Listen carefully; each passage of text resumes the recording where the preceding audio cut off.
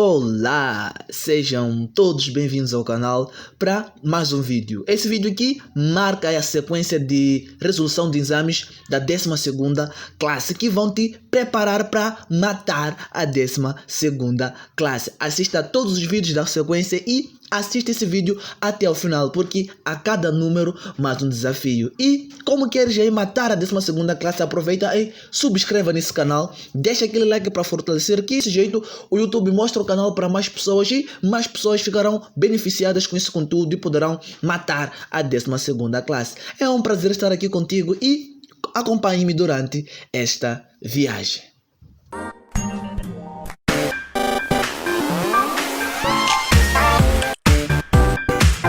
Para este vídeo vamos fazer a primeira parte da resolução do exame de Química de 2013. Nós resolveremos os exames em basicamente duas partes, 1 a 20, 21 a 40, porque os exames têm essa sequência de 40 perguntas. E hoje será a primeira parte do número 1 ao número 20 do enunciado de 12ª classe de 2013. Agora acompanhe, número 1 está aí na tela e diz o seguinte: a densidade é uma propriedade definida pela relação.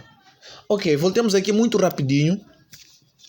Eles estão nada mais nada menos que a pedir a fórmula da densidade. Quando perguntam a relação que a densidade nos...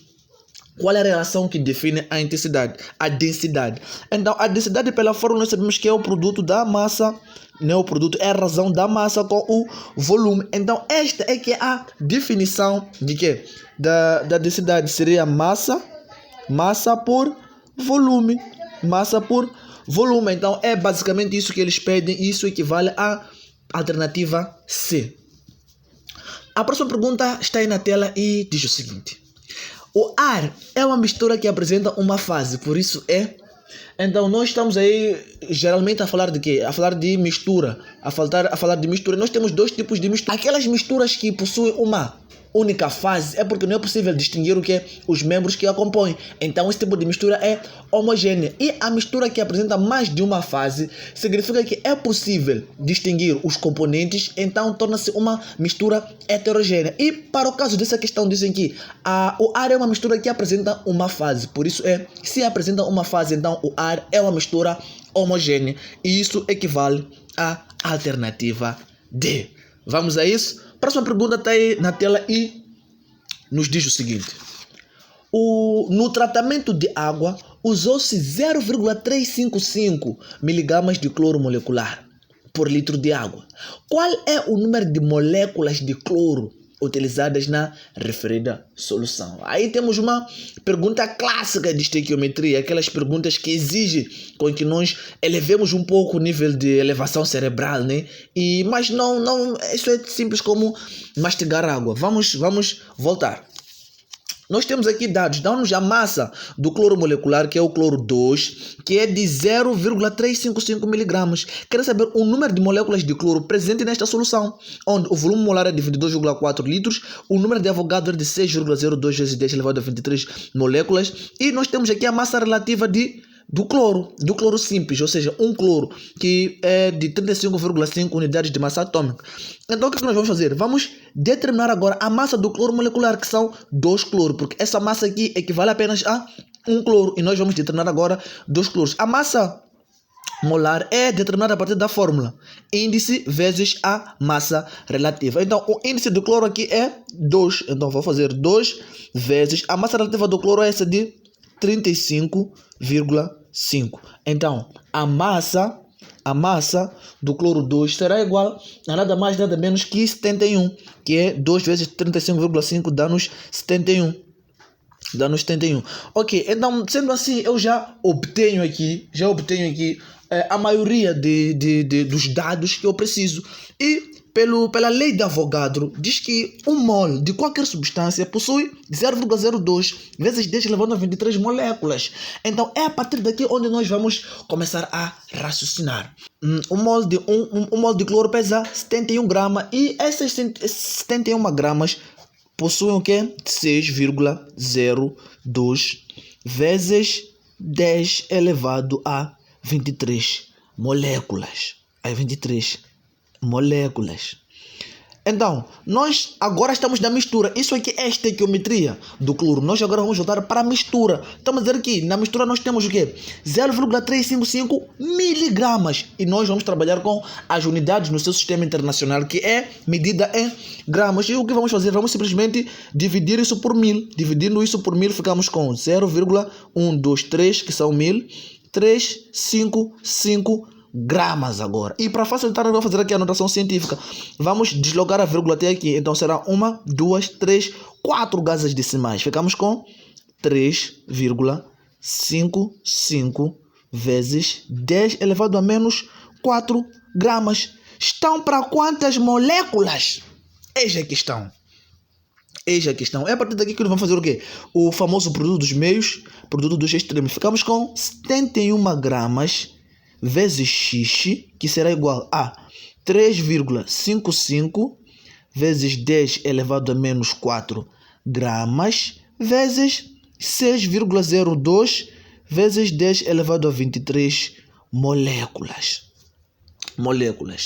Muito bem, posso aqui manter 71 gramas vezes x igual a 3,55 vezes 6,02 equivale a 21,4. Então tenho aqui 21,4 gramas. 21,4 gramas. E tenho 10 elevado a menos 4 vezes 10 elevado a 23. Temos multiplicação com a mesma base, expoentes diferentes. Vamos simplesmente adicionar os expoentes. Então ficaremos com menos 4 mais 23, que dá-nos 10 elevado a 19, né? Sim, 19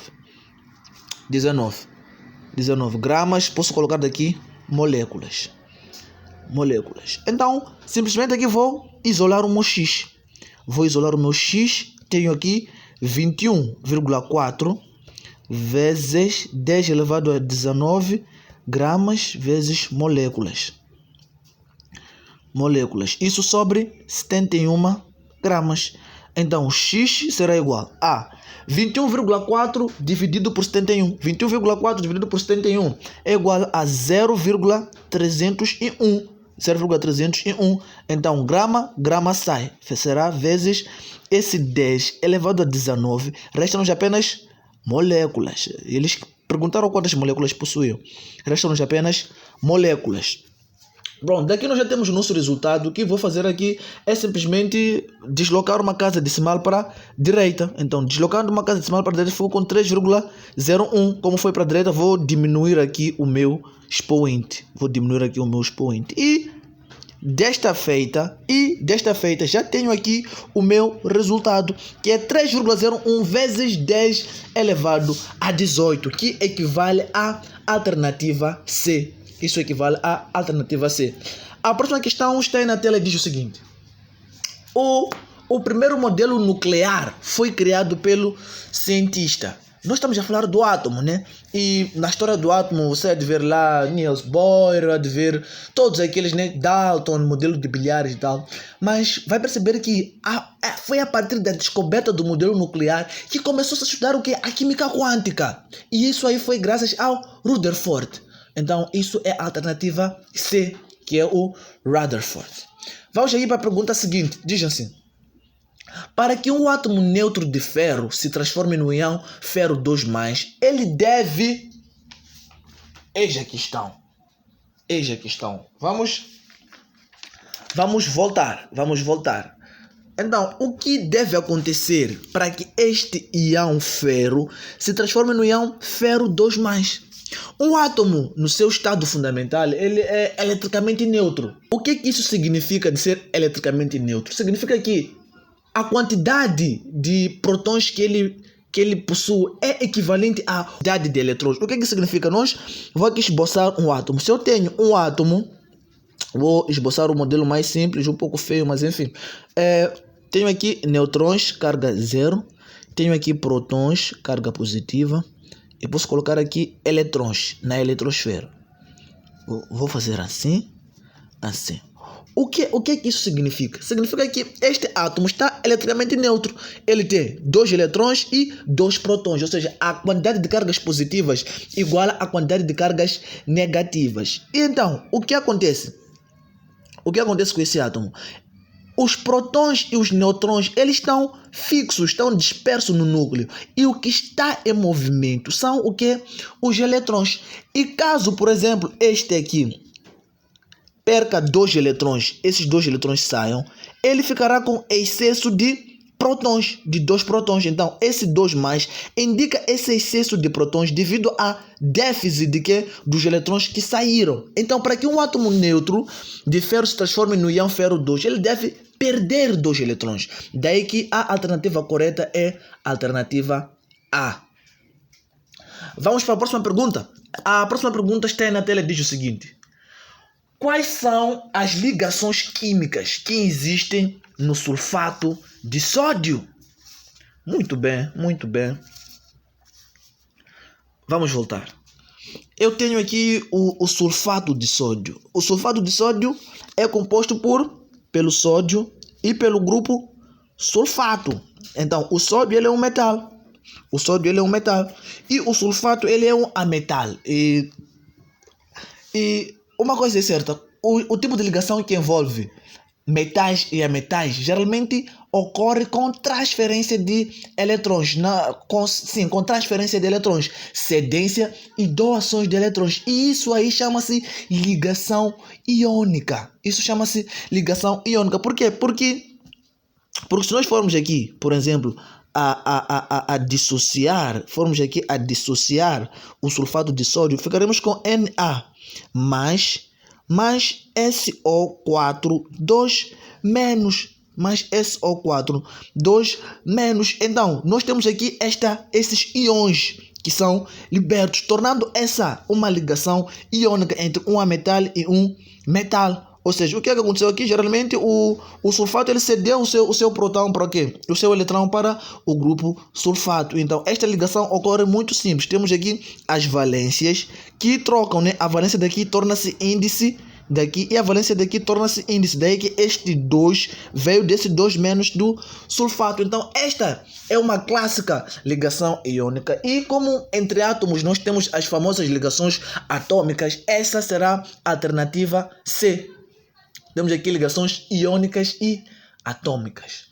E a pergunta número 7 está aí na tela e diz o seguinte: quando a água congela, ocorre...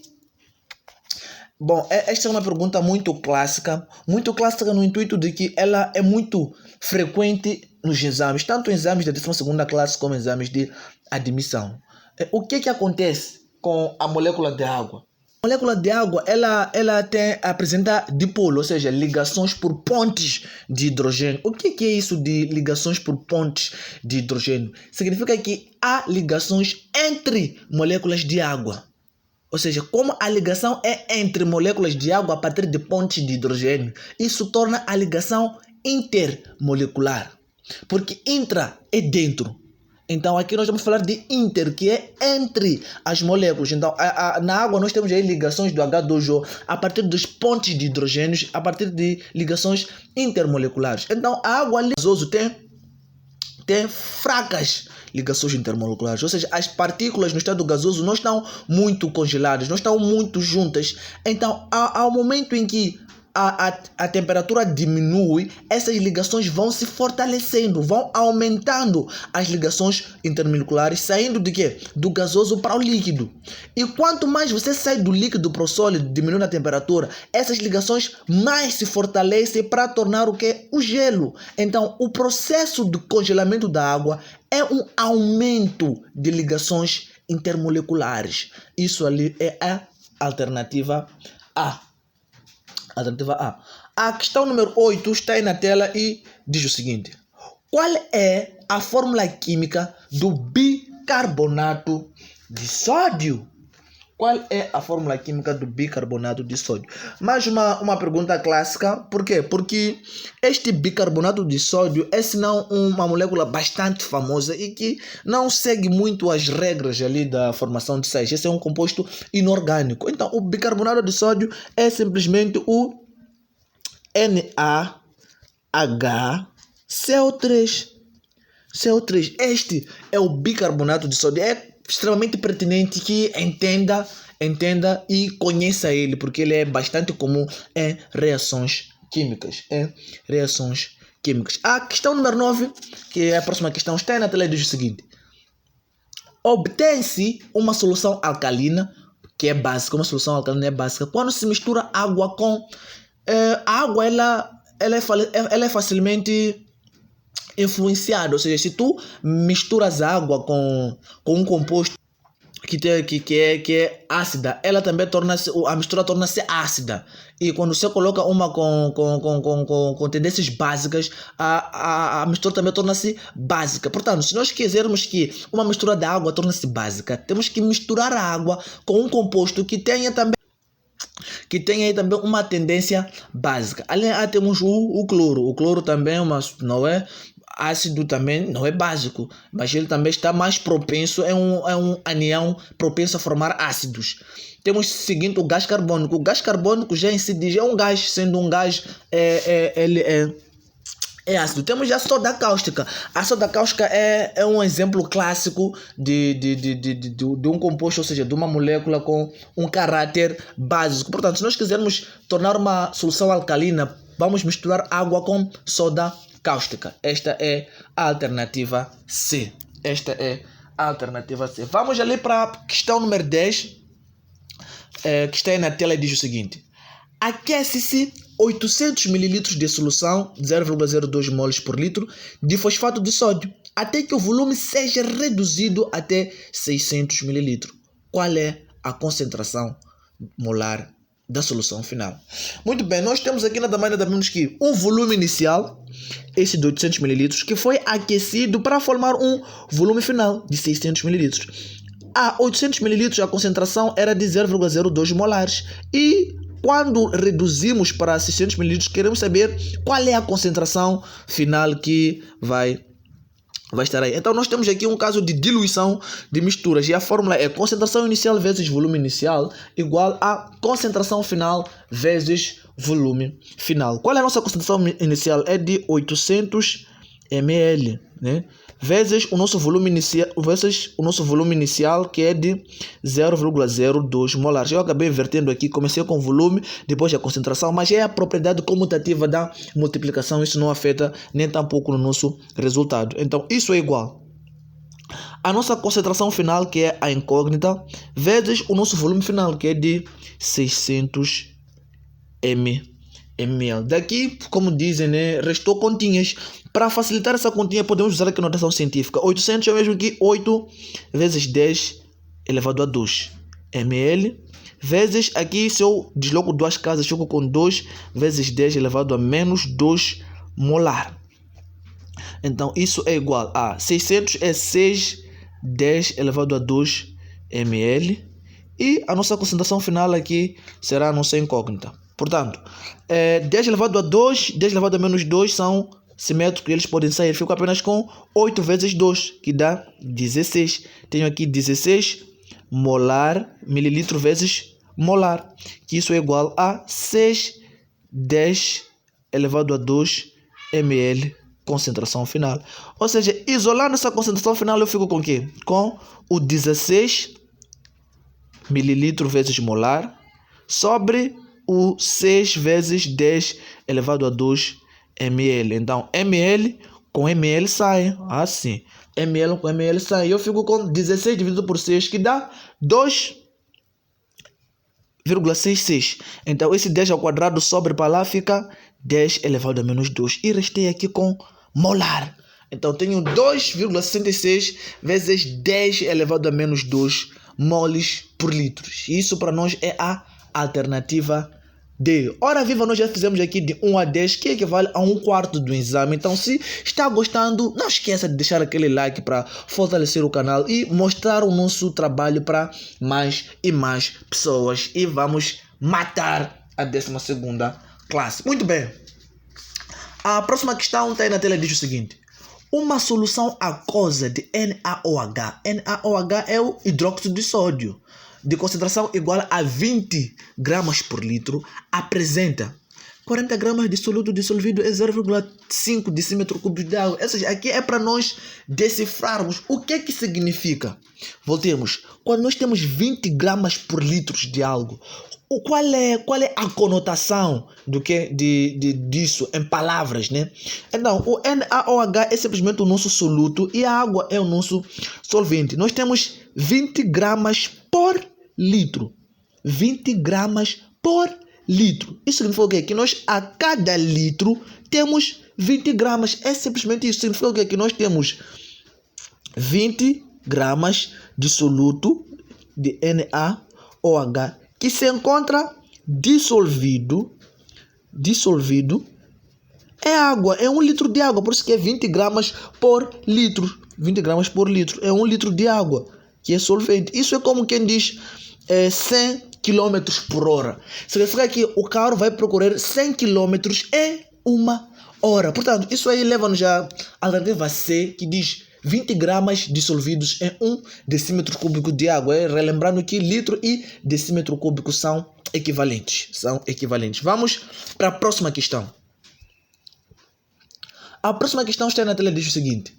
Dada as variações de entalpias de formação, temos aí SO3, H2O, representadas, pela equação. Temos aí a equação do ácido sulfúrico dissolvido a uma temperatura, a uma variação de entalpia de mais 31,1 quilocalorias de mol. Então daí surge a pergunta que não quer calar. Qual é a entalpia de formação do ácido sulfúrico?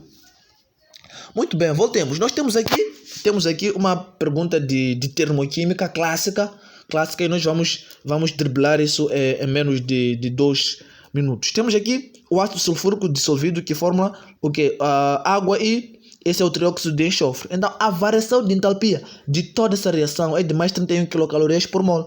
Então a entalpia deste senhor, do SO3, é de menos 94,4, H2O é menos 68,3. Querem saber qual é a entalpia do ácido sulfúrico, sendo que ele é reagente e os demais são produtos. E pela lei fundamental da termoquímica, a variação de entalpia é igual à entalpia dos produtos menos a entalpia dos reagentes, Então, daí nós vamos dizer o que aqui? A variação de entalpia desta reação é de mais 31,31, ou seja, nós temos a variação de entalpia, temos a entalpia dos produtos, falta-nos apenas a entalpia dos reagentes. Então nós vamos isolar ali o entalpia dos reagentes, que isolado ficará igual à entalpia dos produtos menos a variação de entalpia. Já temos aqui a fórmula concisa e a partir dessa fórmula nós vamos substituir e proceder com os cálculos. Então, entalpia dos reagentes é igual. Entalpia dos produtos. Temos 2 produtos aqui, o trióxido de enxofre e a água. Então nós teremos que adicionar as suas entalpias. Menos 94,4 mais que será menos 68,3. Isso menos a variação de entalpia que é de 31.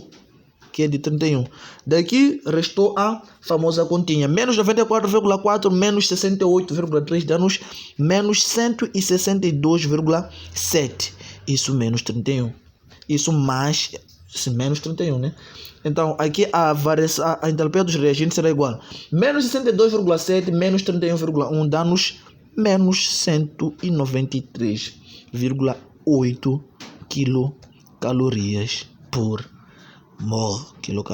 mol. Isto é a alternativa A. Então, espero que esteja gostando ali do vídeo. Comente qual é a sua dificuldade, comente o que está gostando, comente qual é o seu tema favorito na química, qual é aquela área que você diz que não, essa parte eu domino. Comente aí embaixo e vamos prosseguir ali para a próxima questão que está aí na tela e diz o seguinte. A reação, temos ali uma reação do ácido bromídrico com oxigênio, processa-se de acordo com o mecanismo. Temos aí o primeiro mecanismo que confere a etapa lenta, o segundo que confere a etapa rápida e o terceiro que também confere a etapa rápida. A questão é, qual é a expressão da lei da velocidade? Muito bem, voltemos. Esta é mais uma pergunta clássica que eu quero aqui deixar chamar alguma pequena atenção. Que quando nós temos mecanismos, ou seja, quando uma reação é feita em etapas, a etapa fundamental é a etapa lenta, senão a etapa mais importante. É daí que depois que se concretiza a etapa lenta, a reação começa a decorrer fluentemente. E daí que é onde ver que muitos exemplos desse tipo, a etapa lenta quase sempre será a primeira, porque é aquela que é crucial. E é a partir da etapa lenta que nós vamos determinar a expressão da lei de velocidade. Lembrando que nós temos um vídeo neste canal aqui que fala do que? Da expressão da lei de velocidade, como determinar a expressão da lei de velocidade. Então, depois de terminar esse vídeo, passe por lá. Então, é simplesmente igual a constante vezes a concentração dos reagentes elevado aos seus coeficientes. Então, eu tenho aqui concentração do ácido bromídrico elevado ao seu coeficiente 1, vezes a concentração do oxigênio elevado ao seu coeficiente 1. Então, este aqui é nada mais nada menos que a expressão da lei da velocidade para toda essa reação. Cuidado levar para a reação principal ou para as etapas rápidas. Não, a etapa lenta é que é crucial. E isso equivale à alternativa B. Muito bem, temos ali a pergunta número 14. Que está aí na tela, diz que numa reação química, o complexo ativado... Ok, voltemos. O que é o complexo ativado? O complexo ativado, nós vamos perceber que nós vamos fazer aqui um gráfico. Temos um gráfico em função da entalpia, pode ser em função do tempo. Temos os reagentes aqui, o produto aqui. Antes da formação dos produtos, a entalpia vai atingir um pico que possui energia tanto acima dos reagentes assim como do produto. Este pico aqui chamamos de complexo ativado. Então, o complexo ativado é simplesmente lá onde a reação está no seu ápice de energia e possui maior que os reagentes e os produtos. Isso aí equivale à linha B. A linha B. Vamos aí para a próxima pergunta. Que está na tela e diz o seguinte. Numa reação representada pela equação, temos a equação meio y mais k, que forma yk. Verificou-se que 480 segundos após o seu início, a concentração de y era 0,1 mols por litro. Sabendo que a concentração inicial de y2 era 1,1 mols por litro, qual será a velocidade média da reação? Ok, voltemos aqui. Nós temos a reação, é esta aqui. Temos esta reação. E num tempo de 480 segundos, a concentração que estava no 1,1 mols por litro passou para 0,1. Então, queremos saber aí, qual é a velocidade média? Então, a velocidade média ela pode ser determinada em função tanto dos reagentes assim como dos produtos. Em função do reagente, a velocidade média é igual a menos variação da concentração sobre azinho vezes o tempo. Então, o que significa esse azinho? Esse azinho é nada mais nada menos que o coeficiente, do que? Da substância em causa, que nós vamos determinar aí a velocidade média. Muito bem. A velocidade média será igual a menos variação de concentração. Então, que é o quê? Concentração final, a minha concentração final aqui é de 0,1 menos a minha concentração inicial que era de 1,1. Isto sobre o meu azinho aqui nesta reação será 1/2 vezes o nosso tempo que é de 480. Ok, a velocidade média será igual a menos 0,1 menos 1,1 é igual a 1. E 1 sobre 2 vezes 480 é simplesmente fazer o quê? 480 dividido por 2, que dá 240. E lembrando que aqui é menos 1, né? Porque esse é menor e este é maior. Então aqui fico com menos 1. Menos com menos já dá mais. Então o nosso resultado será 1 dividido por 240, que dá 0,00416. Mas é normal tu olhares para as alternativas e não ver nenhuma aqui confere com essa. Então vamos simplesmente fazer o quê? Vamos simplesmente deslocar o número de casas decimais. 1, 2, 3 casas. Fico com 4,16 vezes 10 elevado a menos 3. Agora confere. Confere sim que é a alternativa D.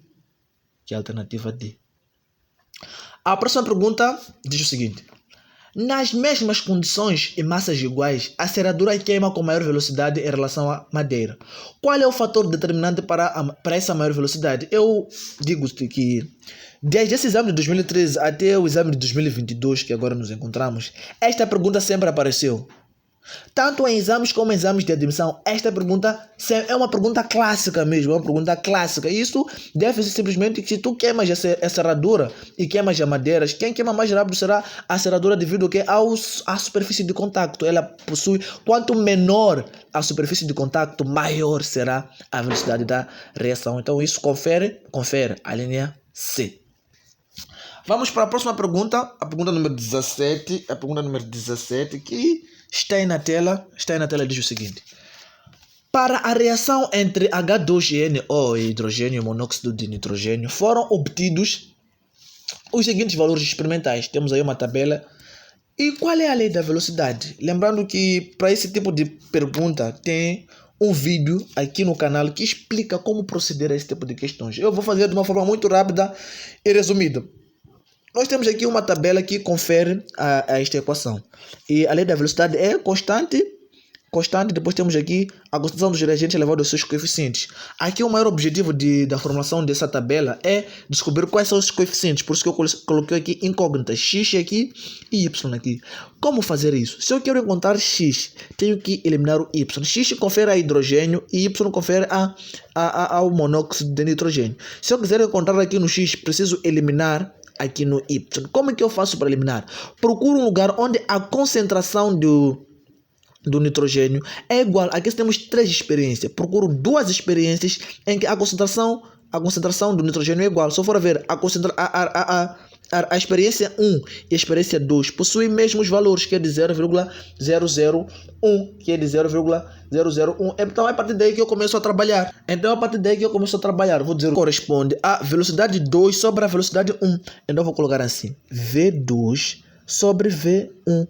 Qual é a fórmula para a velocidade 2? É K, concentração de X vezes a concentração de Y, né? Concentração de H2 elevado a X vezes concentração de NO elevado a Y.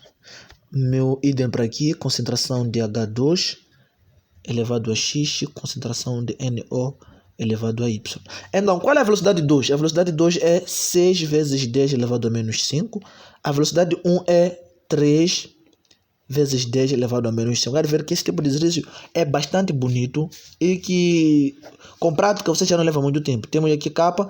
Concentração de hidrogênio para a velocidade 2 é 0,01. Então, fico aqui com 0,01 elevado a X. E para o nitrogênio, também na experiência 1 é... Na experiência 2... Bom, nós estamos a começar com a experiência 2. Sinceras desculpas, então que será 0,02 vezes agora 0,001. Aconselho que passe a tabela e acompanhem comigo. Então voltemos agora para a velocidade 1. Será K e tanto aqui é 0,01 elevado a X e também aqui é 0,001 elevado a Y. Então qual é o intuito disso? Eu disse, se eu procuro lugares onde a concentração é a mesma, eu posso simplesmente cortar aqui, cortar K, cortar aqui. Fico com 6 dividido por 3, que dá 2, igual a 0,002 dividido por 0,001, que dá 2. Fico apenas com x. Tenho aqui uma equação exponencial, então fico com 1 igual a x, ou seja, x igual a 1. X igual a 1. Então, para descobrir o y, é procurar um lugar na tabela onde a velocidade, onde a concentração do x é igual. É só isso. Então, dote esse desafio. Comente aí embaixo qual é o valor do coeficiente da constante y e qual é a alternativa correta nesta pergunta número 17. Eis o desafio. Confio em si. Vamos a isso. A próxima pergunta está na tela e diz o seguinte: a constante de equilíbrio da reação traduzida, temos ali essa reação a 330 graus Celsius, é igual a 0,0185 molar. Nesse sistema encontra-se A. Então aí é um fator que é necessário ser estudado na velocidade de equilíbrio, na constante de equilíbrio. Por quê? Porque essa constante ela pode variar de 0 a 1 e de 2 a mais infinito. Quando a constante de equilíbrio é menor que 1, então o equilíbrio encontra-se à esquerda. E quando é maior que 1, o equilíbrio encontra-se à direita. E para aí a constante de equilíbrio é 0,01. Então é menor que 1. Isso significa que ela está à esquerda. Na esquerda. Isso é a alternativa B. Essa é a alternativa B. A próxima questão, que é a questão número 20, que é a última questão. Vamos aí, mais força, vamos. Temos aí, dada a seguinte equação, a reação, temos aí a reação, mais calor. Para deslocar o equilíbrio à direita é necessário. Nós temos aqui essa reação e sabemos que são 4 fatores que deslocam o equilíbrio. Temos a temperatura, a concentração, a pressão e o volume. Então, simplesmente essa reação por possuir calor aqui,